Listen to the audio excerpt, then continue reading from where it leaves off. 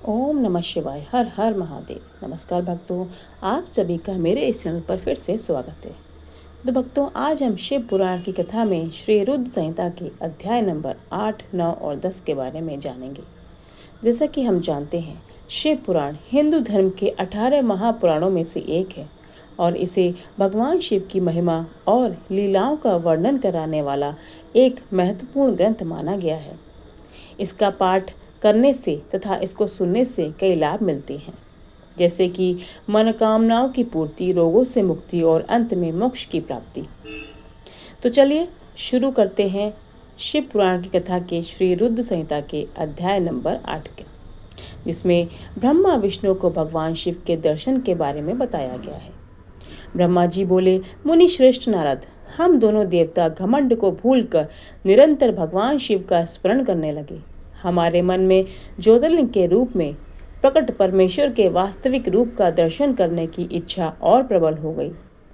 शिव शंकर गरीबों के प्रतिपालक, अहंकारियों के गर्व को चूर करने वाले तथा सबके अविनाशी प्रभु हैं। वे हम पर दया करते हुए हमारी उपासना से प्रसन्न हो गए। उस समय वहां उन सुर श्रेष्ठ से ओम नाद स्पष्ट रूप से सुनाई देता था। उस नाद के विषय में मैं और विष्णु जी दोनों यही सोच रहे थे कि यह कहाँ से सुनाई पड़ रहा है। उन्होंने लिंग के दक्षिण भाग में सनातन आदि वर्ण आकार का दर्शन किया, उत्तर भाग में उकार का, मध्य भाग में मकार का और अंत में ओम नाद का साक्षात दर्शन एवं अनुभव किया।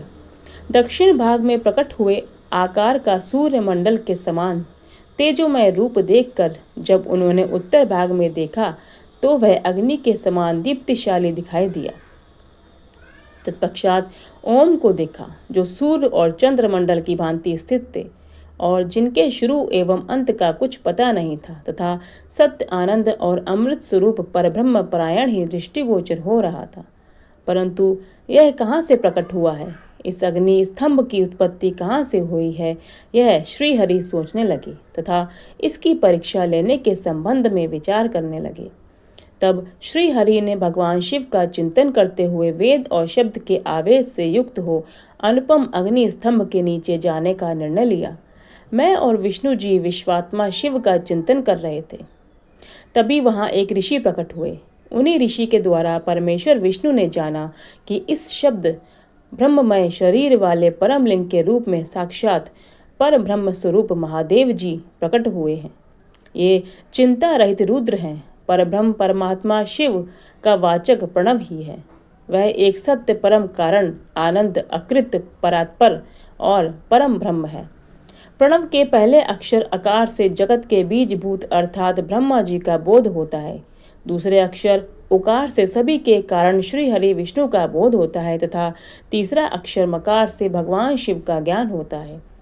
अकार सृष्टिकर्ता, उकार मोह में डालने वाला और मकार नित्य अनुग्रह करने वाला है। मकार अर्थात भगवान शिव बीजी अर्थात बीज के स्वामी हैं, तो अकार अर्थात ब्रह्मा जी बीज हैं। उकार अर्थात विष्णु जी योनि है। महेश्वर बीजी बीज और योनि है। इन सभी को नाद कहा गया है। बीजी अपने बीज को अनेक रूपों में विभक्त करते हैं। बीजी भगवान शिव के लिंग से उकार रूप योनि में स्थापित होकर चारों तरफ ऊपर की ओर बढ़ने लगा। वह दिव्य अंड कई वर्षों तक जल में रहा। हजारों वर्ष के बाद भगवान शिव ने इस अंड को 2 भागों में विभक्त कर दिया। तब इसके 2 भागों में से पहला सुवर्णमय कपाल ऊपर की ओर स्थित हो गया, जिससे स्वर्गलोक उत्पन्न हुआ तथा कपाल के नीचे के भाग से 5 तत्वों वाली पृथ्वी प्रकट हुई। उस अंड से चतुर्मुख ब्रह्मा उत्पन्न हुए, जो समस्त लोकों के सृष्टा है। भगवान महेश्वर ही अ, उ व म त्रिविध रूपों में वर्णित हैं। इसलिए ज्योतिर्लिंग स्वरूप सदाशिव को ओम कहा गया है। इसकी सिद्धि यजुर्वेद में भी होती है। देवेश्वर शिव को जानकर विष्णु जी ने शक्ति संभूत मंत्रों द्वारा उत्तम एवं महान अबुद्ध से शोभित भगवान शिव की स्तुति करनी शुरू कर दी। इसी समय मैंने और विश्वपालक भगवान विष्णु ने एक अद्भुत व सुंदर रूप देखा, जिसके 5 मुख, 10 भुजा, कपूर के समान गौर वर्ण, परम कांतिमय, अनेक आभूषणों से विभूषित, महान, उदार, महावीरवान और महापुरुषों के लक्षणों से युक्त था और जिसके दर्शन पाकर मैं और विष्णु जी धन्य हो गए। तब परमेश्वर महादेव भगवान प्रसन्न होकर अपने दिव्यमय रूप में स्थित हो गए। आकार उनका मस्तक और आकार ललाट है। इकार दाहिना और इकार बायां नेत्र है। उकार दाहिना और ऊकार बायां कान है। ऋकार दायां और ऋकार बायां गाल है। ल लिंग उनकी नाक के छिद्र हैं। एकार और एकार उनके दोनों होंठ हैं। ओमकार और औकार उनकी दोनों दंत पंक्तियां हैं। अंग और अह देवादिदेव शिव के तालु है। क आदि 5 अक्षर उनके दाहिने 5 हाथ हैं और च आदि बाएं 5 हाथ हैं। त और ट से शुरू 5 अक्षर उनके पैर हैं। पकार पेट है। फकार दाहिना और बकार बायां पार्श्व भाग है। बकार कंधा, मकार हृदय, हकार नाभि, य से स तक के 7 अक्षर 7 धातुएं हैं जिनसे भगवान शिव का शरीर बना है। इस प्रकार भगवान महादेव व भगवती उमा के दर्शन कर हम दोनों कृतार्थ हो गए। हमने उनके चरणों में प्रणाम किया। तब हमें 5 कलाओं से युक्त ओमकार जनित मंत्र का साक्षात्कार हुआ। तत्पश्चात महादेव जी ओम तत्वमसि महावाक्य दृष्टिगोचर हुआ, जो परम उत्तम मंत्र रूप है। इसके बाद धर्म और अर्थ का साधक बुद्धि स्वरूप 24 अक्षरीय गायत्री मंत्र प्रकट हुआ, जो पुरुषार्थ रूपी फल देने वाला है। तत्पश्चात मृत्युंजय मंत्र, फिर पंचाक्षर मंत्र तथा दक्षिणामूर्ति व चिंतामणि का साक्षात्कार हुआ।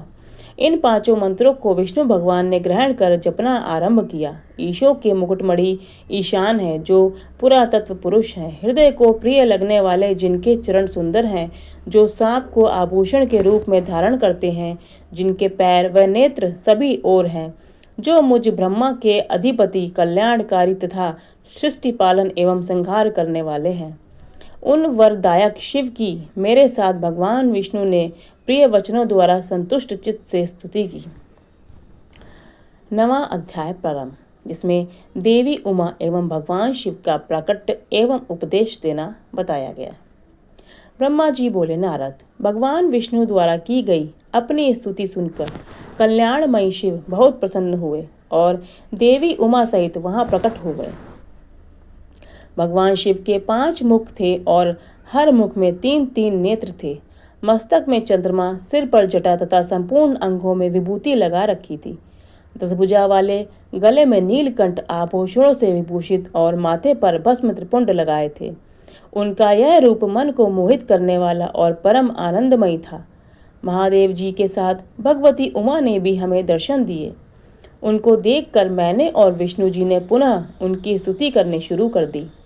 तब पापों का नाश करने वाले तथा अपने भक्तों पर सदा कृपा दृष्टि रखने वाले महेश्वर ने मुझे और भगवान विष्णु को श्वास से वेद का उपदेश दिया। तत्पश्चात उन्होंने हमें गुप्त ज्ञान प्रदान किया। वेद का ज्ञान प्राप्त कर कृतार्थ हुए विष्णु जी और मैंने भगवान शिव और देवी के सामने अपने दोनों हाथ जोड़कर नमस्कार किया तथा प्रार्थना की। विष्णु जी ने पूछा, हे देव, आप किस प्रकार प्रसन्न होते हैं तथा किस प्रकार आपकी पूजा और ध्यान करना चाहिए? कृपा कर हमें इसके बारे में बताएं तथा सदुपदेश देकर धन्य करें। ब्रह्मा जी कहते हैं, नारद, इस प्रकार श्री हरि की यह बात सुनकर अत्यंत प्रसन्न हुए। कृपा निधान शिव ने प्रीति पूर्वक यह बात की। श्री शिव बोले, मैं तुम दोनों की भक्ति से बहुत प्रसन्न हूँ। मेरे इसी रूप का पूजन व चिंतन करना चाहिए। तुम दोनों महाबली हो। मेरे दाएं बाएं अंगों से तुम प्रकट हुए हो। लोक पिता ब्रह्मा मेरे दाहिने पार्श्व से और पालनहार विष्णु मेरे बाहिने पार्श्व से प्रकट हुए हो।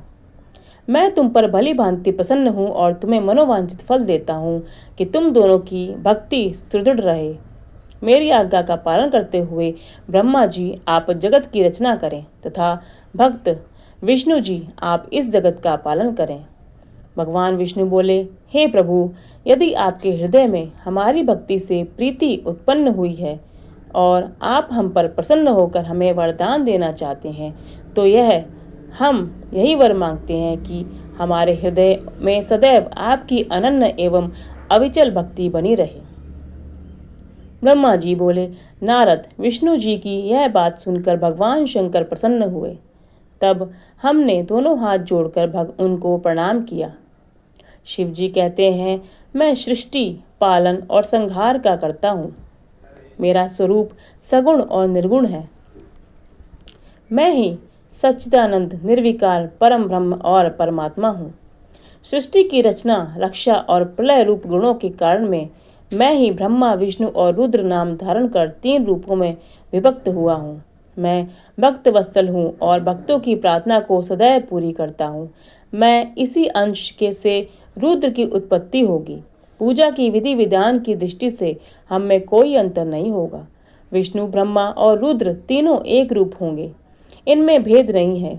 इनमें जो भेद मानेगा वह घोर नरक का भोगेगा। मेरा शिव रूप सनातन है तथा सभी का मूलभूत रूप है। यह सत्य ज्ञान एवं अनंत ब्रह्म है। ऐसा जानकर मेरे यथार्थ स्वरूप का दर्शन करना चाहिए। मैं स्वयं ब्रह्मा जी की भ्रुकुटी से प्रकट होऊंगा। ब्रह्मा जी, आप सृष्टि के निर्माता बनो। श्री हरि विष्णु इसका पालन करें तथा मैं अंश से प्रकट होने वाले रुद्र प्रलय करने वाले हैं। उमा नाम से विख्यात परमेश्वरी प्रकृति देवी हैं। इन्हीं की शक्ति भूता वाग्देवी सरस्वती ब्रह्मा जी की अर्धांगिनी होंगी और दूसरी देवी जो प्रकृति देवी से उत्पन्न होंगी लक्ष्मी रूप में विष्णु जी की शोभा बढ़ाएंगी तथा काली नाम से जो तीसरी शक्ति उत्पन्न होगी वह मेरे अंशभूत रुद्रदेव को प्राप्त होगी। कार्य सिद्धि के लिए वे ज्योति रूप में प्रकट होंगी। उनका कार्य सृष्टि पालन और संहार का संपादन है। मैं ही सृष्टि पालन और संहार करने वाले रज आदि 3 गुणों द्वारा ब्रह्मा, विष्णु और रुद्र नाम से प्रसिद्ध हो 3 रूपों में प्रकट होता हूँ। तीनों लोकों का पालन करने वाले श्री हरि अपने भीतर तमोगुण और बाहर सत्वगुण धारण करते रहते हैं। त्रिलोक का संहार करने वाले रुद्रदेव भीतर सत्वगुण और बाहर तमोगुण धारण करते हैं तथा त्रिभुवन की सृष्टि करने वाले ब्रह्मा जी बाहर और भीतर के रजोगुणी हैं। इस प्रकार ब्रह्मा, विष्णु तथा रुद्र तीनों देवताओं में गुण है तो शिव गुणातीत माने जाते हैं। हे विष्णु, तुम मेरी आज्ञा से सृष्टि का प्रसन्नता पूर्वक पालन करो। ऐसा करने से तुम तीनों लोकों में पूजनीय होगे। 10वां अध्याय प्रारंभ। इसमें श्री हरि को सृष्टि की रक्षा भार एवं त्रिदेव को आयु बल प्रदान देना बताया गया है। परमेश्वर शिव बोले, हे उत्तम व्रत का पालन करने वाले विष्णु, तुम सर्वदा सब लोकों में पूजनीय और मान्य होगे। ब्रह्मा जी के द्वारा रचे लोक में कोई दुख या संकट होने पर दुखों और संकटों का नाश करने के लिए तुम सदा तत्पर रहना। तुम अनेकों अवतार ग्रहण कर जीवों का कल्याण कर अपने कीर्ति का विस्तार करोगे।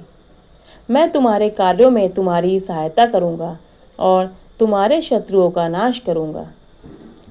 तुम में और रुद्र में कोई अंतर नहीं है। तुम एक दूसरे के पूरक हो। जो मनुष्य रुद्र का भक्त होकर तुम्हारी निंदा करेगा उसका पुण्य नष्ट हो जाएगा और उसे नरक भोगना पड़ेगा। मनुष्यों को तुम भोग और मोक्ष प्रदान करने वाले उनके परम पूज्य देव होकर उनका निग्रह, अनुग्रह आदि करोगे।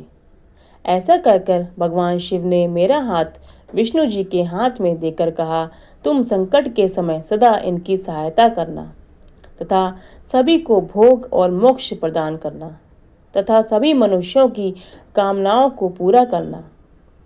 तुम्हारी शरण में आने वाले मनुष्य को मेरा आश्रय भी मिलेगा तथा हम में भेद करने वाला मनुष्य नरक में जाएगा। ब्रह्मा जी कहते हैं, देवर्षि नारद, भगवान शिव का यह वचन सुनकर मैंने और भगवान विष्णु ने महादेव जी को प्रणाम कर धीरे से कहा, हे करुणानिधि भगवान शंकर, मैं आपकी आज्ञा मानकर सब कार्य करूंगा। मेरा जो भक्त आपकी निंदा करे उसे आप नरक प्रदान करें। आपका भक्त मुझे अत्यंत प्रिय है। महादेव जी बोले, अब ब्रह्मा, विष्णु और रुद्र के आयुर्बल को सुनो।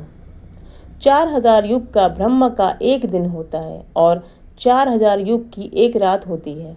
30 दिन का एक महीना और 12 महीनों का एक वर्ष होता है। इस प्रकार के वर्ष प्रमाण से ब्रह्मा की 100 वर्ष की आयु होती है और ब्रह्मा का एक वर्ष विष्णु का एक दिन होता है। वह भी इसी प्रकार से 100 वर्ष जिएंगे तथा विष्णु का एक वर्ष रुद्र के एक दिन के बराबर होता है और वह भी इसी क्रम से 100 वर्ष तक स्थित रहेंगे। तब शिव के मुख से एक ऐसा श्वास प्रकट होता है जिसमें उनके 21,600 दिन और रात होते हैं। उनके 6 बार सांस अंदर लेने और छोड़ने का एक पल और 8 घड़ी और 60 घड़ी का एक दिन होता है। उनके सांसों की कोई संख्या नहीं है, इसलिए वे अक्षय हैं। अतः तुम मेरी आज्ञा से सृष्टि का निर्माण करो। उनके वचनों को सुनकर विष्णु जी ने उन्हें प्रणाम करते हुए कहा कि आपकी आज्ञा मेरे लिए शिरोधार्य है। यह सुनकर भगवान शिव ने उन्हें आशीर्वाद दिया और अंतर ध्यान हो गए। उसी समय से लिंग पूजा आरंभ हो गई। नमस्कार भक्तों, 9वां अध्याय समाप्त। कल हम फिर मिलेंगे आगे की शिव पुराण कथा के साथ। अगर आपको हमारा वीडियो पसंद आया तो प्लीज़ हमारे चैनल को लाइक करें, सब्सक्राइब करें। धन्यवाद।